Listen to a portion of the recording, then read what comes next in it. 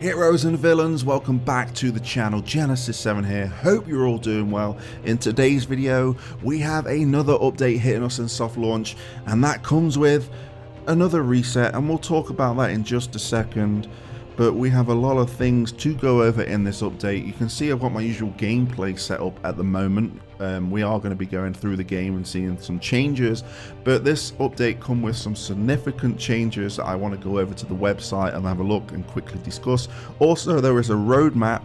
We'll probably go over that in a different video. This is all about the update. There will be timestamps in the description, so if there's something you're looking for in particular and don't want to hear me talking through everything, you're more than welcome to skip to a section that you are most interested in. But if you join me for the whole journey, that is very much appreciated by me, because I create the content, try and cover everything I can, and we have some fun. Now, you're probably thinking, soft launch, we're in Belgium, we're in Denmark, we're in the Philippines. Is there going to be anywhere else? And the answer to that question is yes. Let me just click over to where these regions are and I'll be able to read them to, because we have additional regions where you can download the game if you have access to these stores. We have Switzerland, Sweden, Norway, and the Netherlands. So hopefully that brings in a nice slew of people to come play on soft launch and get some impressions for the game, and come join the Discord and throw all your books at the book report section, talk about the game, what you like, what you don't like, and hopefully we can really sail this ship to global release in 2023. Now, we're talking about this update in particular, and we're going to go straight over to the website here. So I'm going to switch over, and you can see here in big bold yellow letters right off the bat, global reset. And we'll go into detail, we'll talk about it as we go through. So global reset: as we continue to test, change and revamp various elements within the game, the team has decided it will be best to perform another global reset, similar to our first global reset set in soft launch version, like soft launch 4. I think they're just naming these in like SL4 for the big update in the soft launch for the 4th update, and then it'll be SL5 and SL6, etc.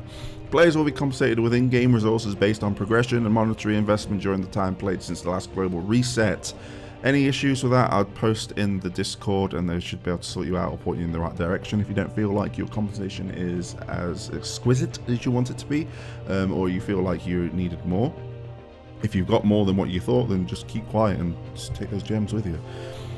The progress compensated is based on 3 general factors. That's the account progression, character progression, and current currency balances for players who like to save their resources. So if you're someone that's hoarded your gems and didn't really spend them, you should be getting them back and then some. For our paying users, they'll receive gems equivalent to how much they invested in the game leading up to the reset. An in-game email will be waiting for all players in their respective compensations. And again, it says, please contact our support team directly. There is a link on this website, so I'll post this in the description box below, or in the comment section, pinned comment. Click on this blue link and you can contact support to try and sort out your compensation package. But we're going to go over what's new in this update, because there's some significant changes, and we'll be again switching over to the game in just a second.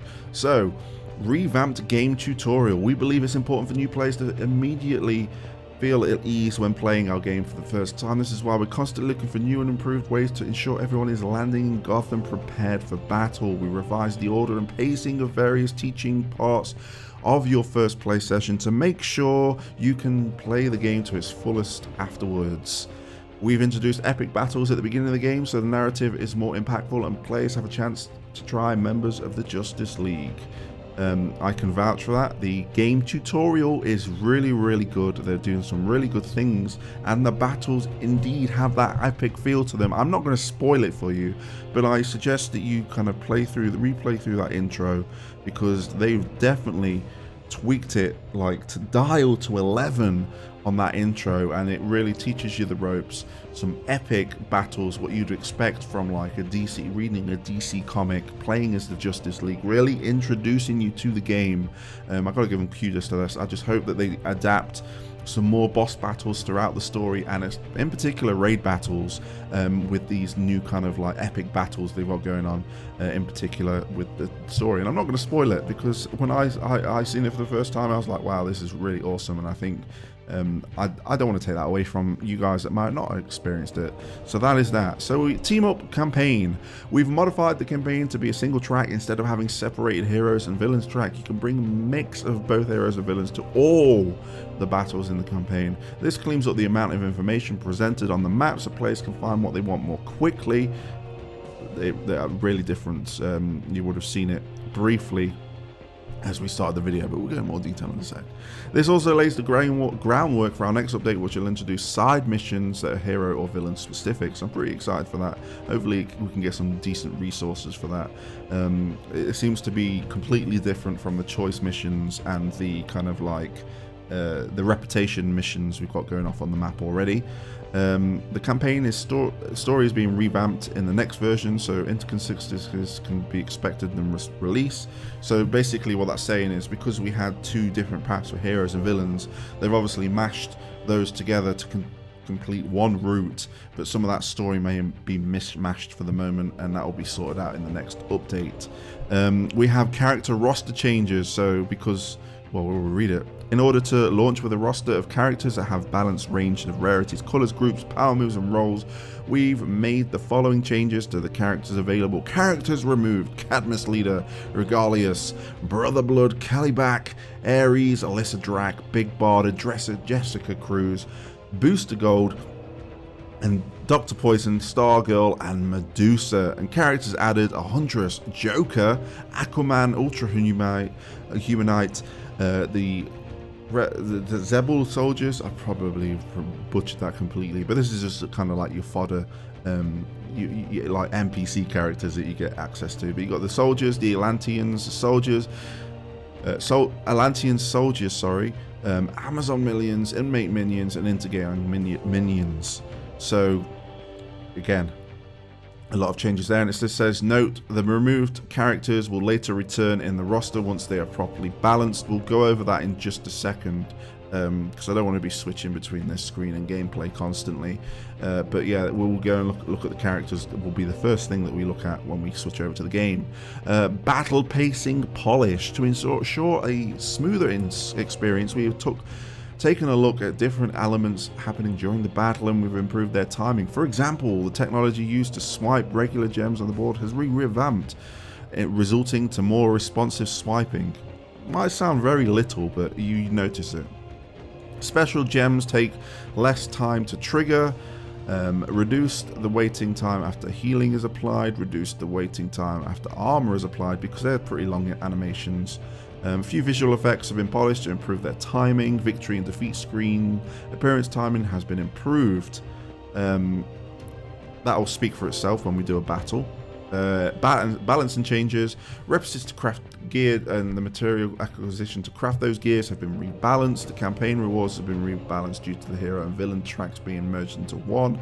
And daily assault guild and hero shops offers have been rebalanced to kind of affect those changes as well, because you don't have two, I assume because you don't have two different routes, that's less rewards, so they're going to probably throw some of those rewards that might be missing into the shops for you. Again, we're going to go all this in game as we're just reading the patch notes, and again, this is all time stamped. It's going to be one of those longer videos. Capsule opening, we've added a stretch goal for rewards. Basically, once you open a certain number of capsules, you will get rewards as like gems and coins. UI changes. Defeat screen has been reworked, and in the UI, the node menu has been improved to better highlight the possible rewards. Gameplay changes. All the characters in game are now using one power move. This is big, and we'll go over this when we go over the characters.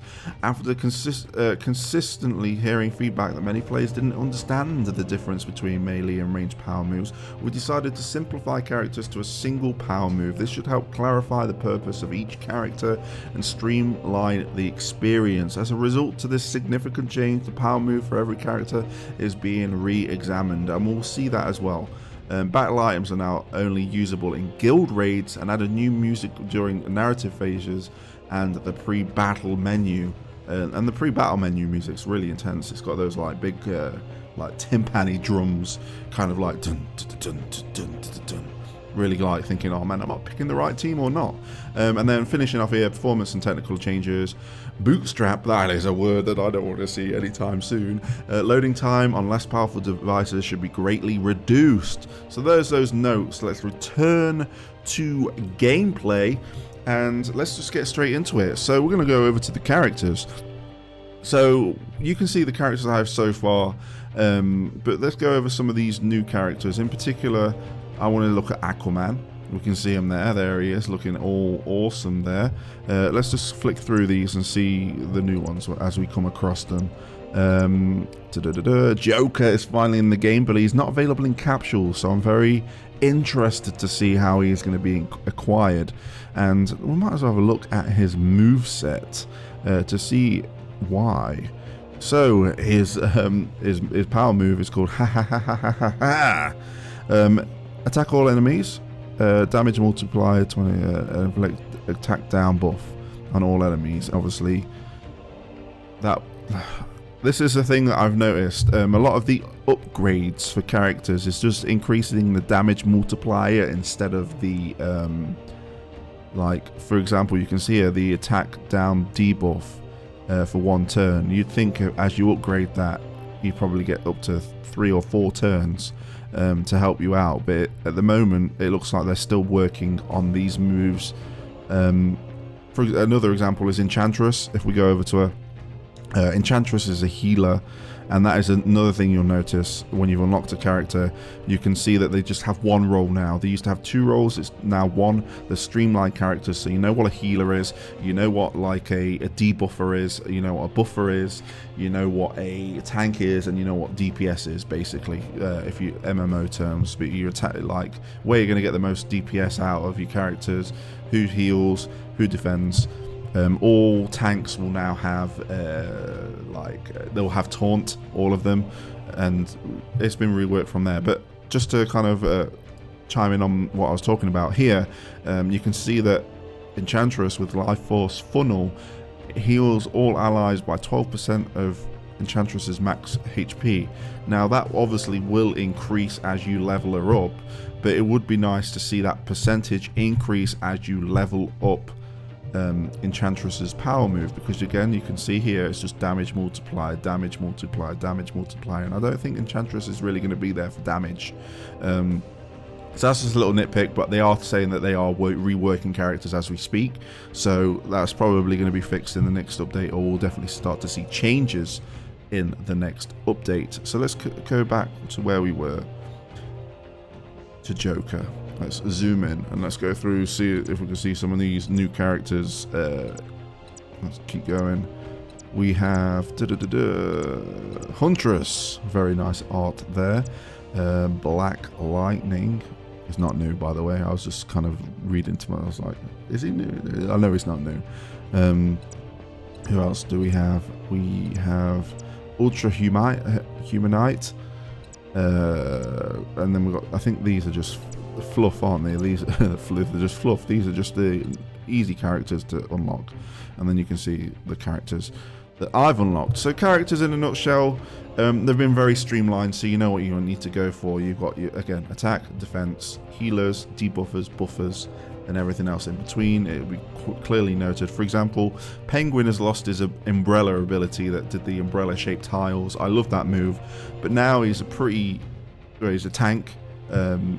And he can, all he does at the moment is grant taunt on himself, so I'm assuming that he's in the process of being reworked, but I do like his passive because purple tiles have a 5% chance to inflict damage over time, which helps out in a few battles here and there. So that's characters in a nutshell. I don't think the shops necessarily change. Like they said, they balanced the shop because of the loss of rewards of having 2 paths in the story, the normal nodes. So let's just go over to that, because this is the big changes. Looks like we're being graded with our kind of daily login reward bonus there. We'll do a pool later. You'll see it in the timestamps. But we can see, again, look, we just have the 1 route at the moment, that purple route, and we have like the reputation missions and the places where choice missions can happen as well. So as you can see, we're going to do this battle. we're going to go straight into it. I'm going to use the team that I've been rolling with at the moment, because now everyone's pretty streamlined. I find it a little bit harder to put a team together, but I've got Cersei and Grodd for the Legion of Doom connection for the extra defense, and then Nightwing has been reworked to be able to stun. Obviously Penguin's a tank along with Grodd, and then I've got Robin as my DPS because I don't really have many DPS characters. As you can see, I've got Katana, she's alright as a DPS. Cheshire's alright because she can stealth as well. But apart from that, I've not got too many like decent DPS characters. I've just got a lot of tanks. But we'll roll with this team and we'll see how things are going at the moment. So I'm going to take auto off. I was just autoing through the PvP, you know how it is sometimes. So let's just go in here, and you won't be able to notice this because of just watching it, but it is it's more responsive. The tiles work faster, the attacks it's a lot more just quick and to the point, and we can just probably defeat these guys with ease here. Cersei is an alright character. She is my healer, and I get more heals for the more tags that she applies, and she can apply tags by getting hit. So I'm hoping that she gets hit. I won't like if I get to a wave where I've got a lot of characters that I'm struggling to beat. I'll wait until they've at least 2 of them have got tags on, and then we'll let use Cersei's power move, and then I'll obviously take aggro away by using one of my tanks. That's the usual strategy that I've kind of got at the moment as we are in the early game. So for example, if I use Penguin here, he'll use the umbrella gun like that, and he's now taunting.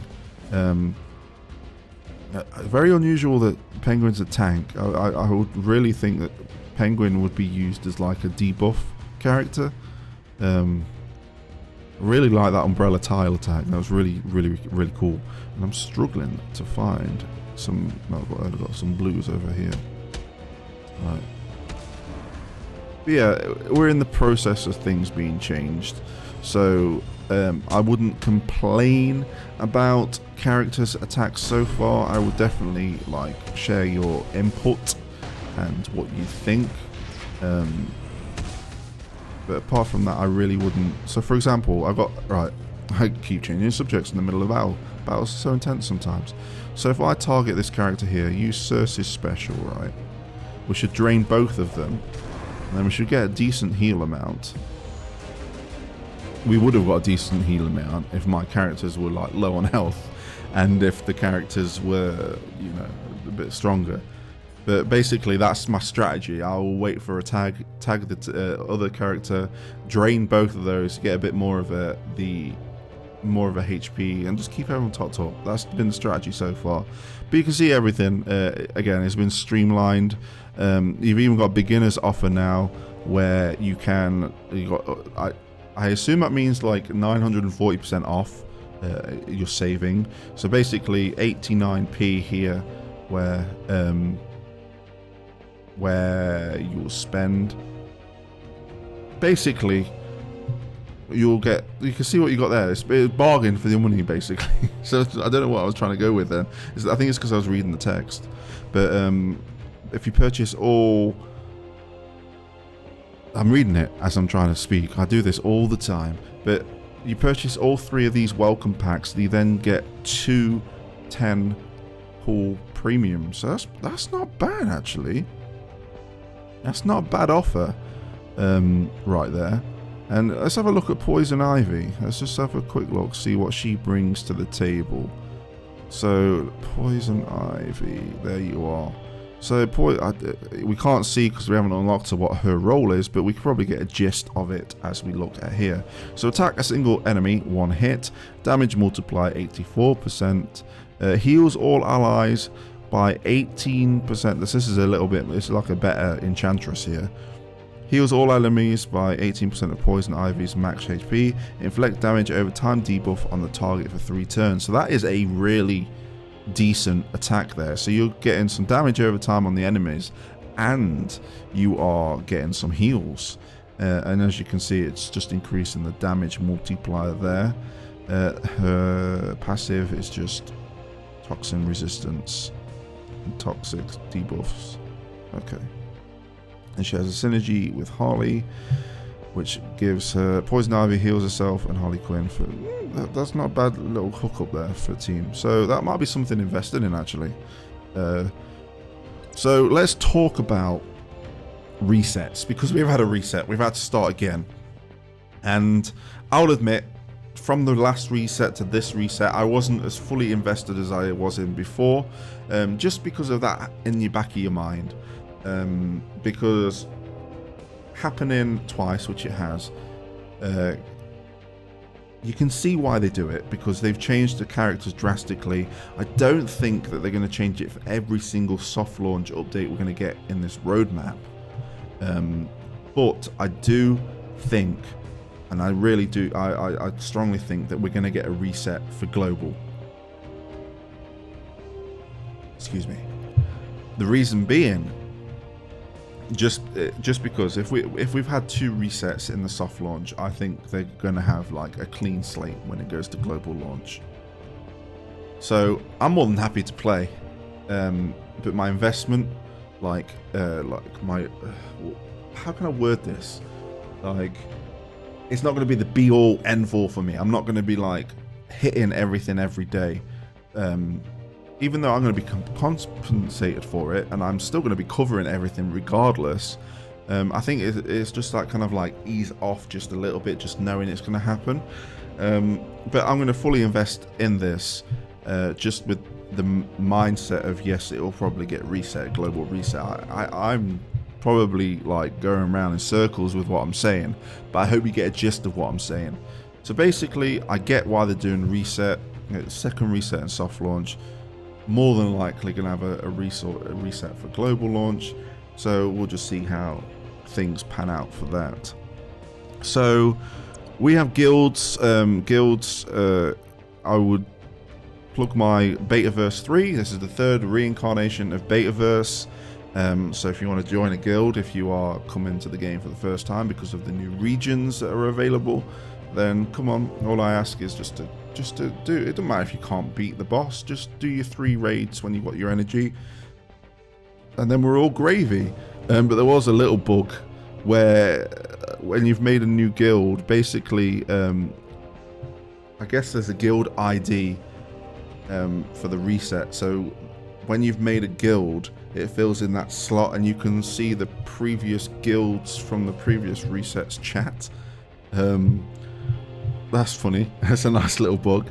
And versus, not much has changed really. I think what they've done is they've made it so you actually go against other players that are playing instead of bots, unless there's a really last resort to they can't find the player, so they put you against a bot, but you won't be going against the same player all the time. So that's that. I think I've covered everything. Yeah, I think I've covered everything. So I'm really excited to see these changes for power moves. I think having streamlined characters are good for the game because it makes it a bit more welcoming. I do expect 5-star characters to go a bit off the rails a bit, so it might be attacker, but like for example, they might be a DPS, but you might be able to kind of like just OP them in a different field.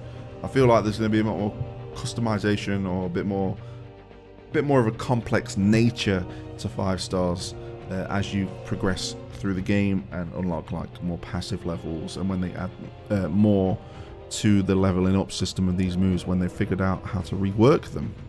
So I think that's everything. I've kept you guys for a long time. I'm looking at the timer. It says 23 minutes here, so I'm assuming it's around that because I don't think I've flubbered or messed up my intro at the beginning of the video. So we're probably on cue to do a 10 pull and get out of here. Enjoy the game, and again, I'll probably have a video next week just kind of going over the roadmap. That'll be a nice like 5-minute video. Probably won't be. I'll probably talk like I do now when I find a subject and then tail off it. That's how it goes. But let's go over to the recruitment tab, and I guess I can quickly point out here, this is your kind of capsule reward progression. So once you've done 20 pulls, you get that reward. 40 pulls, you get that. 60, 80, 100 pulls. So you're getting some reinvestment in your gems there for doing it. So let's do it. Let's see if we get a 5-star. Here we go. I've already got a 5-star already, and I'm happy with my 5-star, but we'll see what we get. I won't mind having a dupe for Penguin, but just send the positive energy over here. That's all I ask. Throw it over here. Give it me. Here we go. Tap to open. What glow are we getting? We're getting a blue glow. I always have bad luck when I'm doing these, when I'm recording a video. But we got Katana, GCPD officer, crazed inmate, Katana again, crazed inmate, cyborg, crazed inmate, Amanda Waller, Zebel or Zebul, I don't know.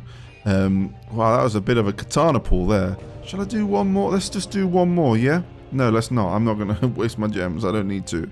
I've got some decent pulls for Katana there. But that's everything in a nutshell. And I say nutshell, and it's a 25-minute video, but hopefully you found the information you needed within the timestamps of the video. And if you watched all the way through, thank you. Thank you for watching all the way through.